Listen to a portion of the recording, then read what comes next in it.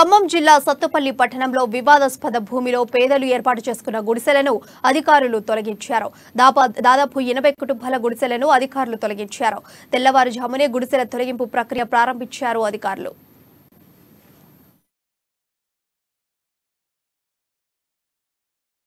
దాదాపు 20 ఏళ్ల క్రితం అప్పటి ప్రభుత్వం కాకర్లపల్లి రోడ్లోని సర్వే నంబర్ 334లో ఉన్న ఎకరం 30 గుంటల భూమిని రాయల పుష్పావతికి అసైన్ చేసింది.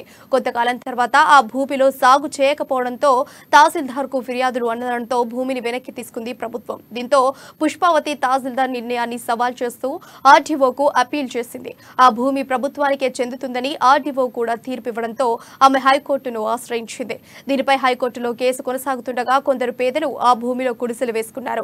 దీంతో రంగంలోకి దిగిన అధికారులు తెల్లవారుజామున బందోబస్తు మధ్య గుడిసెలను తొలగించారు. తాము నిద్రపోతుండగా అధికారులు వచ్చి గుడిసెలు తొలగించడంపై బాధితులు ఆవేదన వ్యక్తం చేస్తున్నారు. వచ్చి సత్తుపల్లి వచ్చి ఆర్డీ గారు వచ్చి పడైపిస్తుంటే మాకు గవర్నమెంట్ భూమిలో ఉంటున్నాం. మాకు గిరిబాబు వచ్చి ఇళ్ళని పడైపిస్తుండే పోలీసు వాళ్ళని తీసుకొచ్చి. మరి అది గిరిబాబు అది పడేయలేదే. మరి ఎందుకు వస్తున్నారు ఏంటని, ఇందులోకి ఎందుకు వచ్చినారు ఏంటని సంతబాబు వాళ్ళు ఆమెను కూడా తీసుకెళ్లిపోయారు. ఇందాక ఏం మాట్లాడుకుంటే సామాను కూడా వేసుకెళ్లిపోయారు. కొట్టి కొక్కిలేరు ఇవన్నీ వచ్చినాయి. గతంలో రాయల పుష్పావతి వాళ్ళకి అసైన్మెంట్ పట్టా ఇవ్వడం జరిగింది. తదనంతరం అది వ్యవసాయం చేయట్లేదనే దీంతో అప్పుడు తహసీల్దారు ఆ అసైన్మెంట్ని క్యాన్సిల్ చేసి గవర్నమెంట్ హ్యాండ్ ఓవర్ చేసుకోవాలని ఒక ఆర్డర్ పాస్ చేశారు. దాని మీద వీళ్ళు ఆర్డీఓ గారి కోర్టులో అప్పీల్ చేశారు.